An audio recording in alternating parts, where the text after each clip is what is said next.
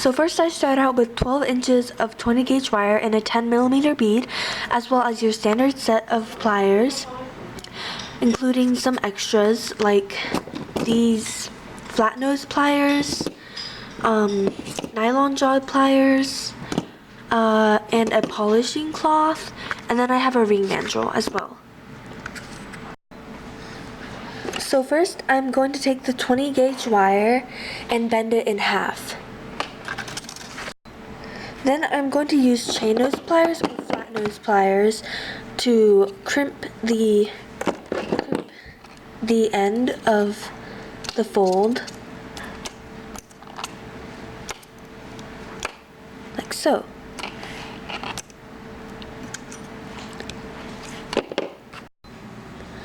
Then I am going to twist the wire and twist at least 2 centimeters. So you can do this with a drill or by hand like I'm doing. So I spread the wires apart in a V first, then grab one end and start to twist, making sure the wires are kept in a V the whole time.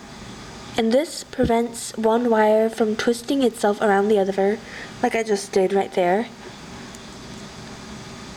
So make sure they are evenly spaced apart, like the angle is the same. And you want to do this for 2 centimeters. Then you want to put the bead on and make a small loop with your round nose pliers.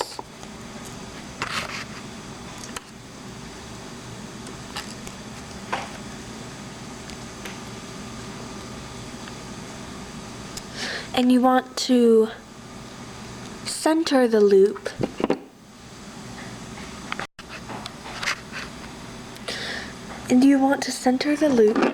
by using your chain nose pliers.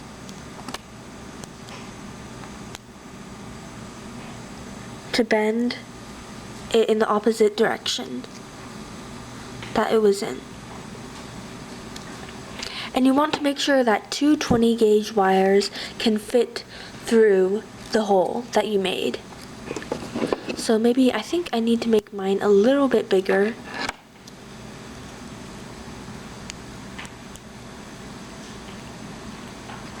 So like that. Maybe that's too big. And if you twisted too much of the wire, you want to make sure the twists go to the end of the bead. Oh, or you can do it a little bit farther along. And then you want to making sure the loop is like going perpendicular to the ground. You want to make a little heart. You want to make a little heart. Okay, my thing is not cooperating with me. Just bear with me here. Actually, you want the wires to go just to the end of the bead. So if you twist it too much, you can untwist it and straighten out the wires with your nylon jaw pliers.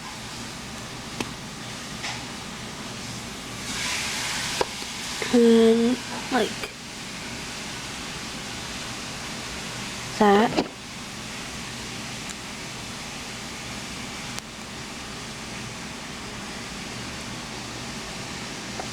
So you just pull the nylon jaw pliers along the edge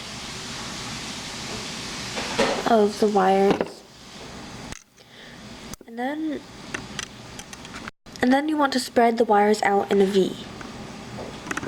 And you can use your flat nose pliers if your nylon jaw pliers have a hard time getting to the wire. You can use your flat nose pliers to help you straighten it out by just gently pressing, putting it on the bend and gently pressing in the opposite direction that it's going, or in the same direction that's going. I don't know.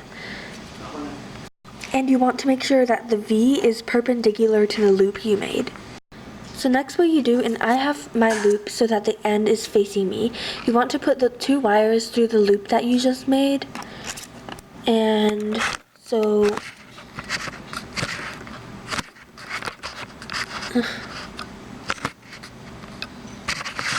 sorry, my camera won't balance. So that they make a little heart.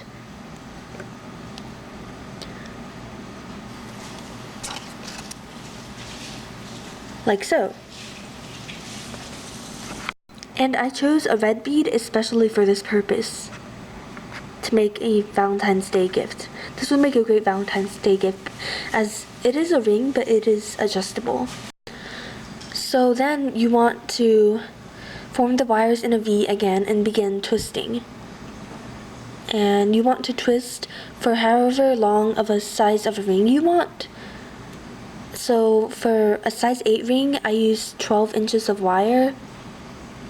And yeah. So you can twist by hand or with a drill.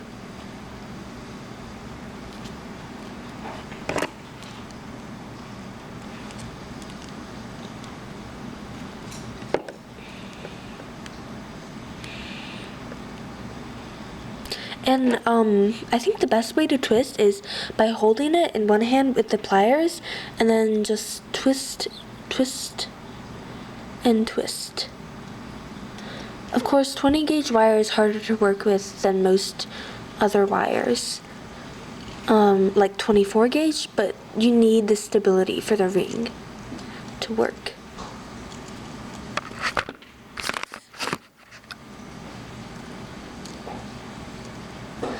So a size 8 ring, the circumference is 57 millimeters, so I'm gonna twist for at least 6 centimeters. That's 5.7 centimeters for those of you who don't know how to calculate millimeters into centimeters. But yeah, I'm gonna twist for at least 6 centimeters. And then make sure you like crimp the ends so that they're touching. So, and make sure you trim the ends so that they are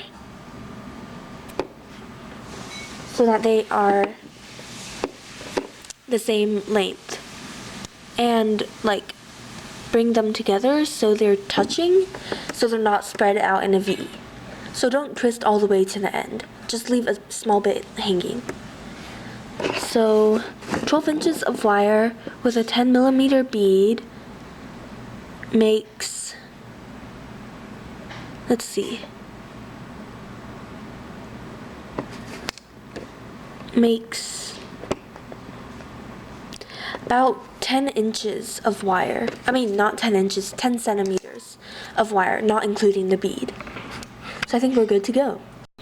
So then you want to wrap the ring around the ring mandrel. And make sure the heart is facing up, not like to the side, because this will be very important. And I prefer to go like maybe with the bead part, I prefer to go 5 ring lengths away from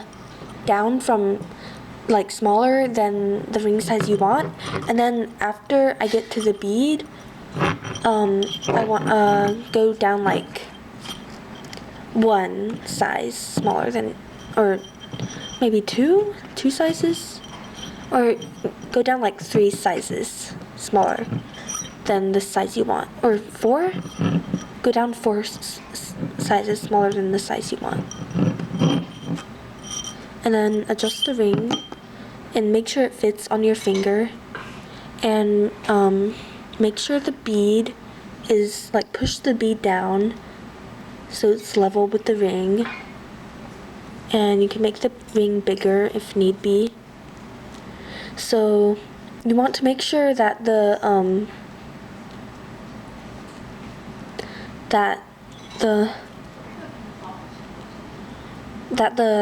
end of the ring is on the bottom,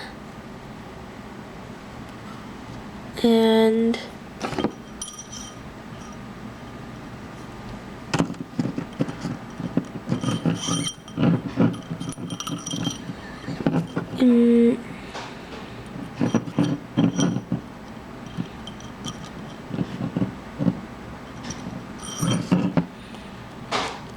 Yeah, you want to make sure it's on the bottom, and then you want to make a small loop with the end of the ring.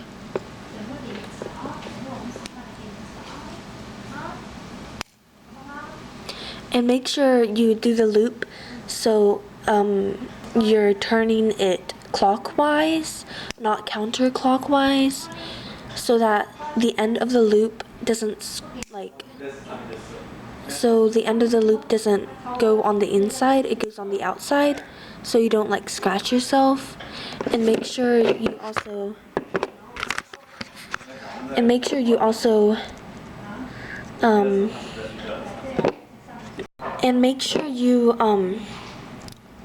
move the loop so that it's in the center of